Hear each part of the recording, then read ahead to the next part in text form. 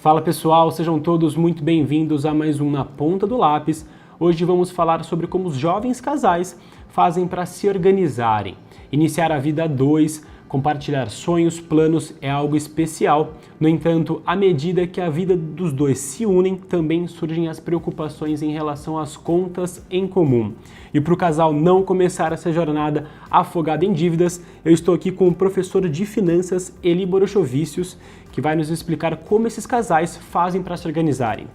Obrigado por nos receber aqui, Eli. Professor, para começar, o planejamento é um forte aliado na organização das finanças para os casais jovens. É essencial fazer um planejamento? O planejamento é o começo de tudo, né?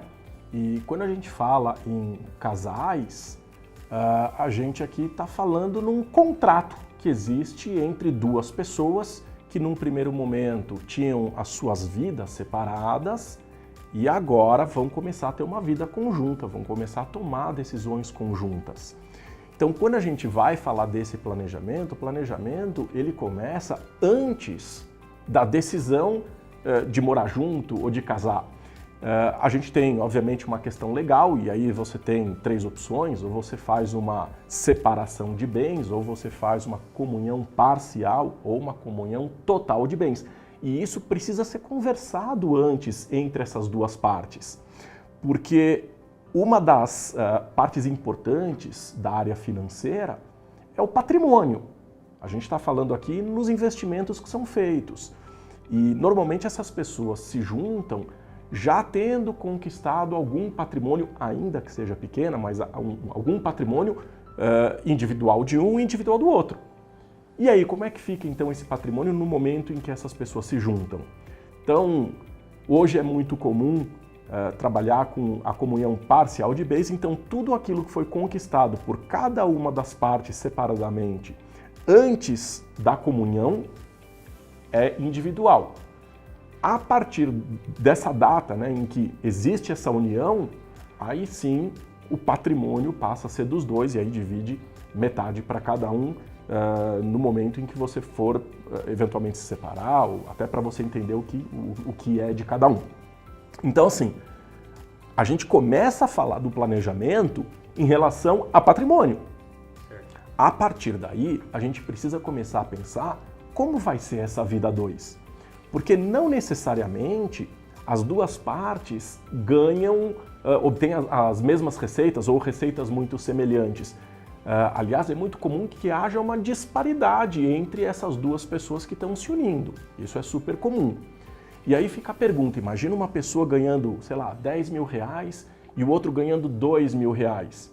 Como é que fica então, né, essa relação dentro dessa nova casa?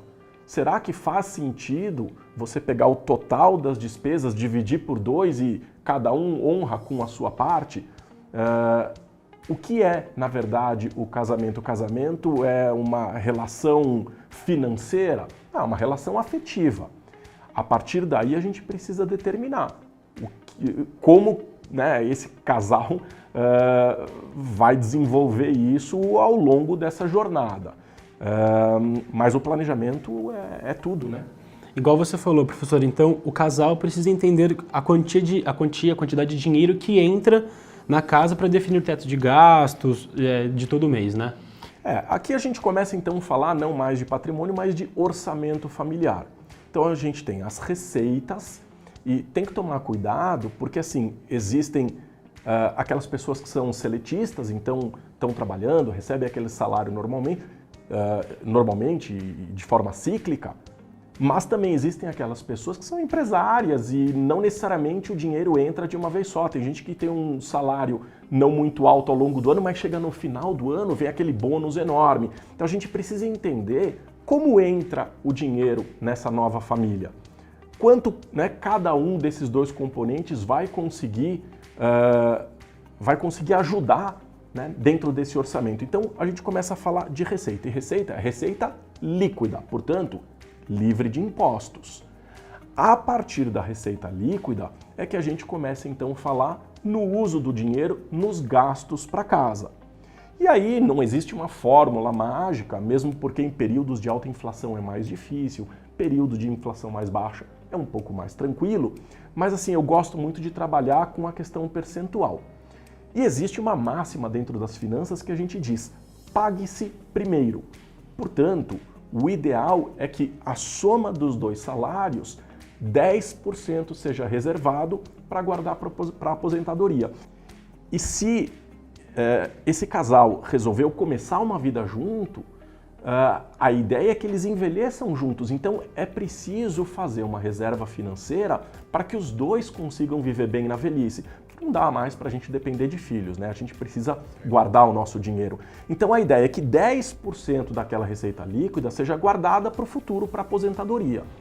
Os outros 90% a gente divide, 60% é para o uso da casa, moradia, alimentação, remédios. Então, essas coisas do dia a dia, né? Água, luz, condomínio, né? O essencial, que é o que a gente chama de sobrevivência.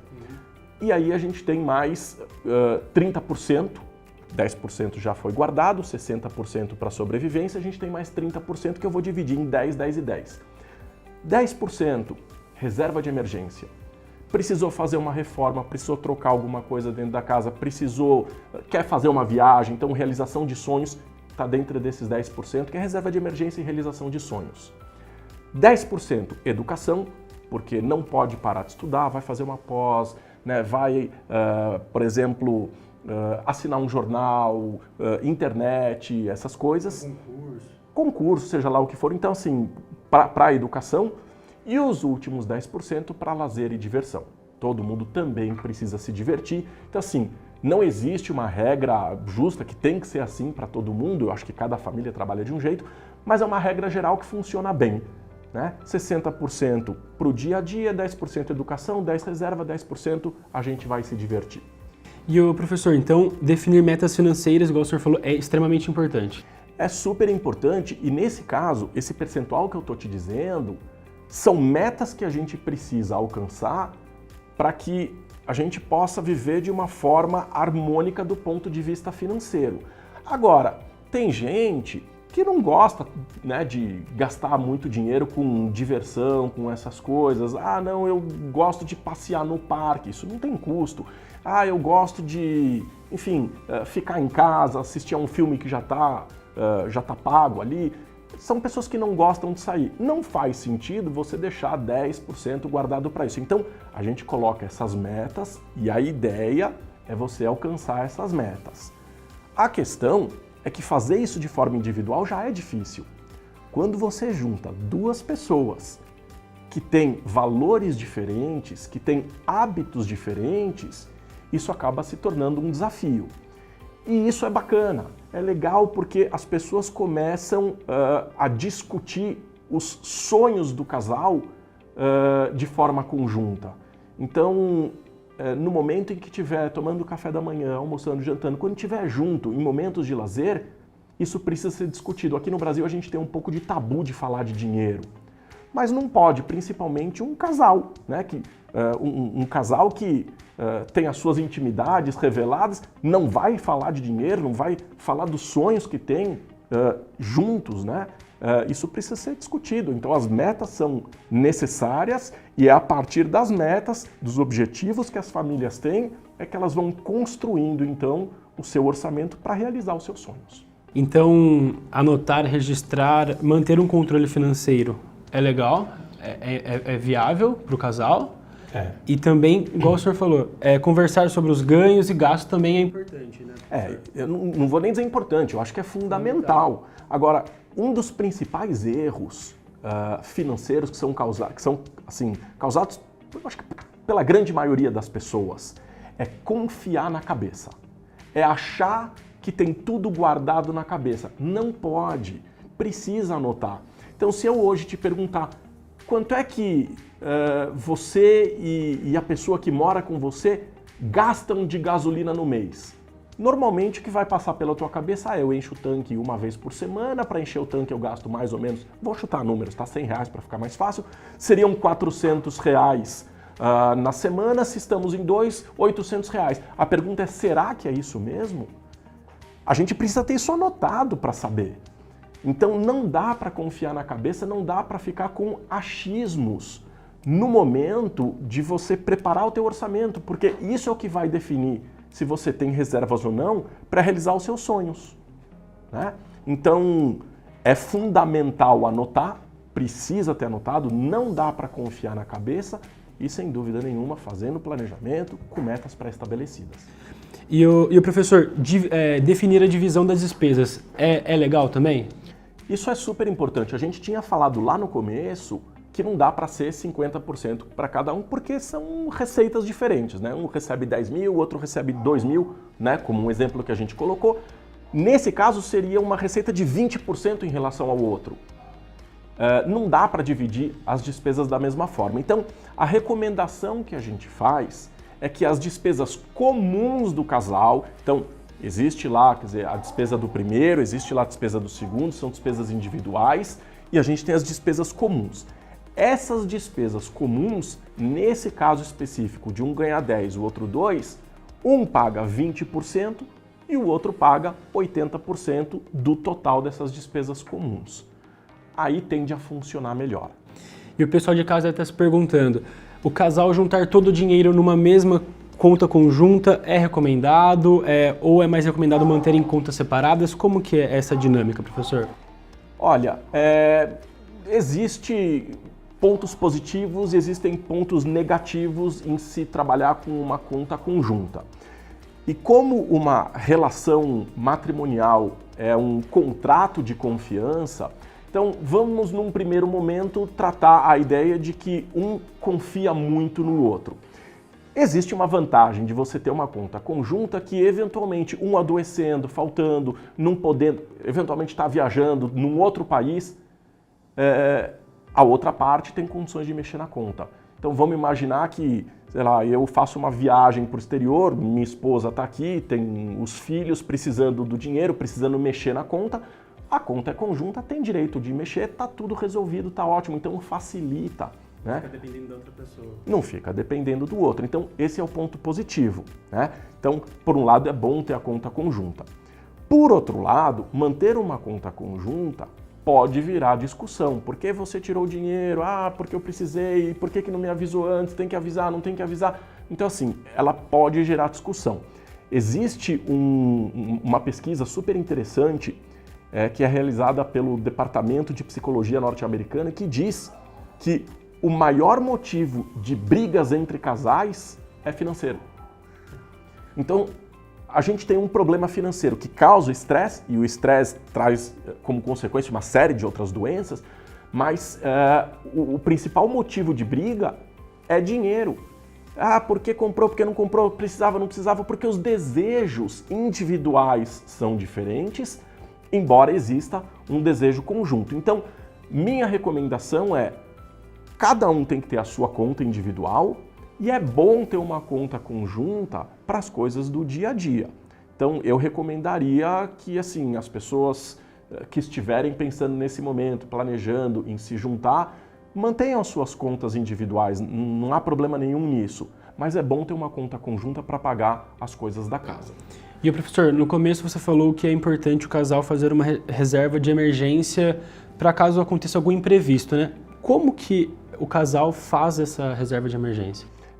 Dentro desse orçamento, a ideia é que pelo menos 10% da sua receita líquida, e aí eu estou falando, né, do total da casa, seja para essa reserva de emergência. Isso como meta. Não significa que você vá utilizar essa reserva o tempo inteiro, ou né, o tempo inteiro a gente tem reservas, porque aí você está tratando a exceção como regra, que não é legal. A ideia da reserva de emergência é você ter um dinheiro separado, inclusive para a realização dos sonhos. E aí a gente comentou aqui, né? Eu estou no almoço conversando, né, com a minha esposa, ou conversando lá com o meu marido, e aí a gente... De conversar sobre os planos que a gente tem. Ah, vamos fazer uma viagem para o exterior? Vamos. Quanto custa essa viagem? Ah, vamos ver quanto custa. E aí, vamos fazer uma viagem mais barata, mais cara? Vamos ficar mais tempo, menos tempo? Como é que fica? Fazer toda essa programação. E a partir daí, identificar. Tem dinheiro no nosso fundo de reserva? Tem. Que bom. Não tem. Bom, se não tem, como é que nós vamos fazer a viagem? Aí, cada um individualmente pode fazer a sua contribuição individual, né, colocando um valor maior para caber e aí todo mundo se divertir. E, professor, encontrar formas de economizar é essencial também, né? É muito importante encontrar formas de você economizar, isso de forma geral, porque assim, a gente vive hoje um momento com taxas de juros muito altas. A inflação ainda está muito alta.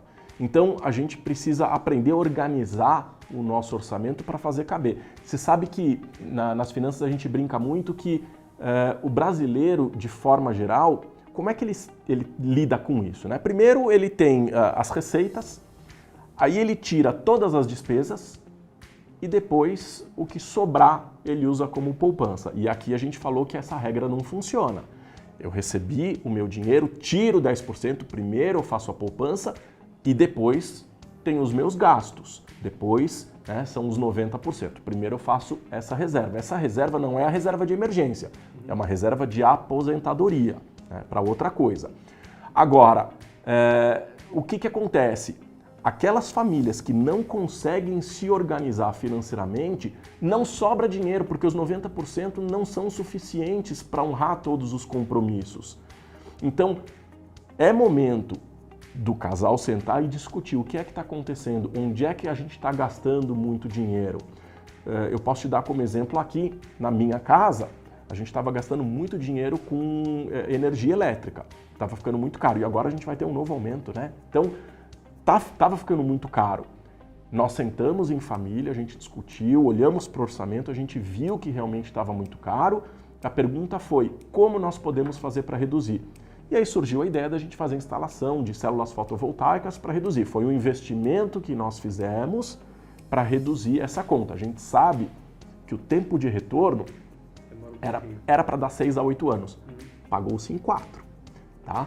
Então, assim, foi uma discussão que nós tivemos juntos, foram aportes que cada uma das pessoas do casal fez para que a gente pudesse ter essa redução. Então, precisa ser conversado. Vai ao supermercado, a gente não pode sair fazendo todas as vontades de um ou de outro. Tem que sentar e conversar, tem que fazer pesquisa. Tudo isso é importante para reduzir custo. Professor, mais uma vez, muito obrigado por nos receber aqui na sua casa, tirar todas as dúvidas, dar dicas para os casais jovens em relação à despesa, porque é fundamental. Muito obrigado, viu, professor? Eu que agradeço, para mim é uma oportunidade ímpar e eu espero que as pessoas que estão aí nos vendo realmente possam se organizar financeiramente e repensar sobre o momento financeiro no momento da sua união. É fundamental, né, professor? É fundamental, né? É necessário, precisa. E na próxima semana a gente volta com mais um quadro na ponta do lápis. Lembrando para vocês curtirem as nossas redes sociais, no Facebook, no Instagram, TV Câmara Campinas e toda a nossa programação no YouTube TV Câmara Campinas. Um abraço e até logo!